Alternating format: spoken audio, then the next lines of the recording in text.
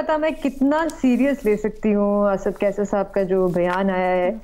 میں کل رات کو سن رہی تھی عادل شاہ زیب کے شو پہ، وہ کہہ رہے تھے کہ ہم بیٹھنے کے لیے تیار ہیں اور آئین میں ون ٹائم ترمیم بھی کرنے کے لیے تیار ہیں، الیکشن کی ڈیٹ آگے کرنے کے لیے. لیکن انہوں نے ایک شرط رکھی تھی اور شرط ان کی یہ تھی کہ وزیر اعظم خود اعلان کریں اور ہمیں بلائیں اور ہمارے ساتھ بات چیت کریں. اچھا مجھے تھوڑی سی ہنسی بھی آئی کہ عجیب سی بات ہے کہ شاید اسد کیسر صاحب کو یاد نہیں ہے تو ہم ان کو یاد دلاتے ہیں، کیونکہ میں صبح سے بیٹھ کے گن رہی تھی کہ کتنی بار وزیر اعظم نے اعلان کیا ہے، کیونکہ انہوں نے اسپیسیفکلی اعلان کی بات کی ہے، پبلکلی اعلان کیا ہے اور پی ٹی آئی کو ڈائیلاگ کے لیے بلایا ہے.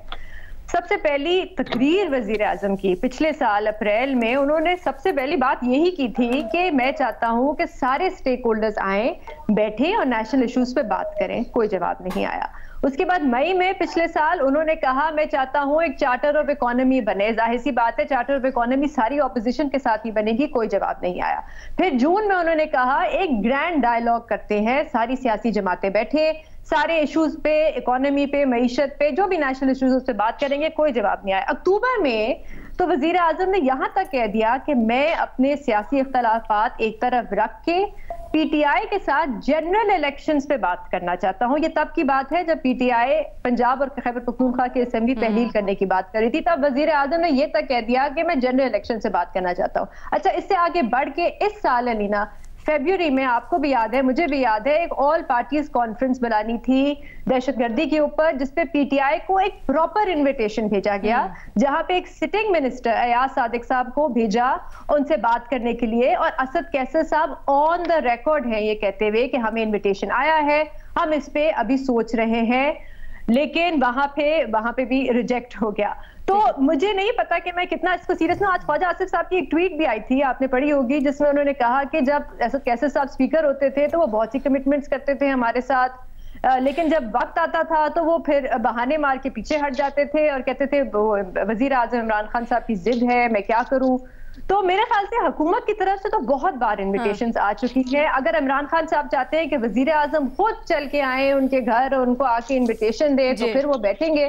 تو پھر اس کا مطلب یہ ہے کہ ان کو اپنی انا سے زیادہ اور کوئی چیز، سب سے بڑی چیز ان کے لیے ان کی انا ہے، نہ ملک ہے، نہ آئین ہے. عمران خان صاحب خود بھی کہہ رہے ہیں نا کہ اگر حکومت ایک روڈ میپ دے تو، اگر ایک روڈ میپ دے انتخابات کے اوپر تو ہم بیٹھنے کو تیار ہیں.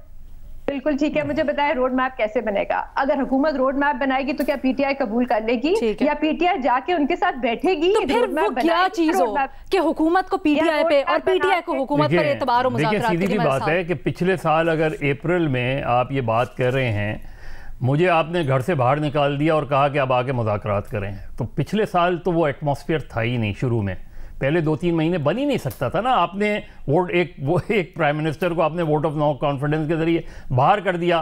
باہر کر کے آپ کہہ رہے ہیں کہ مذاکرات کریں. باہر کر کے تو یہ ہوتا ہے آپ کہتے ہیں الیکشنز میں جائیں، چلیں ہم الیکشن کرا دیتے ہیں، جنرل الیکشن. لیکن سر ایسی خبریں تھی نا کہ وہ شروع میں آمادہ ہو گئے تھے. شاید حامد میر صاحب کی شاید یہ خبر ہے ووٹ آف نو کانفیڈنس سے باہر کیا تو اس میں تو کوئی فیکٹس نہیں تھا. یہ بھی باہر ہو سکتے تھے. یہ تو نہیں میں نیازی صاحب، عمران خان صاحب جو وزیر اعظم تھے وہ تو کبھی نہیں بات کرنا چاہتے. نہیں نیازی صاحب دیکھیں اس وقت تو ماحول نہیں تھا، لیکن اس کے بعد بالکل عمران خان صاحب نے بہت ہارڈ پوزیشن لی تھی، اور وہ ایک جو ہے غیر سیاسی پوزیشن تھی، جس میں وہ یہ کہہ رہے تھے کہ نہیں ان سے بات چیت نہیں ہو سکتی، نہیں ان سے، کیونکہ آپ اس ایکسٹریم پہ کبھی بھی پالیٹکس میں نہیں جاتے کہ جہاں آپ یہ کہتے ہیں کہ بالکل بات نہیں ہو، کیونکہ الٹیمیٹلی پھر آپ نے بات چیت کے ذریعے ہی راستہ نکالنا ہوتا ہے، جو اب ہو رہا ہے. اب مسئلہ یہ ہے کہ جس طرح ابھی نیازی صاحب بھی کہہ رہے تھے، اسد کا یا بے نظیر کہہ رہی تھی کہ اسد کیسر صاحب کی پیشکش فرض کریں، اور میں چاہتا ہوں کہ گورنمنٹ قبول کر لے، لیکن اس کے بعد یہ نہ ہو کہ اسد کیسر صاحب کی جگہ قاسم سوری آ جائیں. کیونکہ مسئلہ یہ ہوتا ہے کہ اگر ان کی بات مان لی جائے تو چلیں گورنمنٹ اس چیز کو، اس آفر کو ایکسیپٹ کرے اور سیریسلی ایکسیپٹ کرے. کیونکہ میٹنگ پوائنٹ انہوں نے ہنٹ کی ہے عمران خان صاحب نے بھی کہ جی ہم اکتوبر کے لیے تیار ہیں اگر کوئی قابل عمل فارمولا دیا جائے. تو میرا خیال ہے یہ میٹنگ پوائنٹ ہو سکتا ہے. جی نیائی صاحب. اچھا دیکھیں جی، پہلی بات تو یہ ہے کہ یہ بات جو بے نظیر کر رہی تھی، اس کے اندر ایک چیز ذہن میں رکھیں کہ ایک جو پی ٹی آئی کے جو اپنے جو لوگ ہیں ان میں جو رینکس ہیں، جو ٹاپ رینکس ہیں، ان میں عمران خان میں ایک ٹرسٹ ڈیفیسٹ ہے.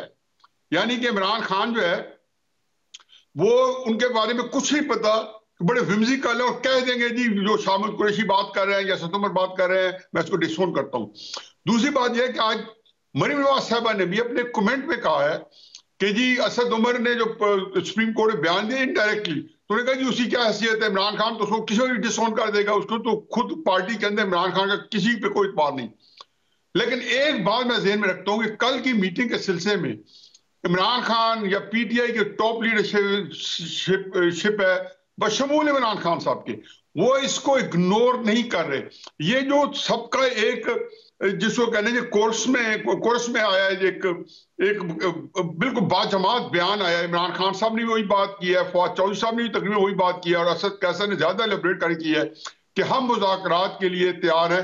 تو میرا خیال ہے کہ ان کے ذہن میں اور بیک آف دیئر مائنڈ یا یہ کل کی میٹنگ ہے یا یہ جو ایکٹیویٹی ہو رہی ہے, ان کا خیال ہے کہ ان کے ذہن میں یہ کہا ہے کہ کسی طریقے سے یہ نہ ہو کہ سپریم کورٹ کے فیصلے کو سبوٹیج کرنے کے لیے کوئی ماورائے آئین جو ہے کوئی قدم نہ اٹھایا جائے.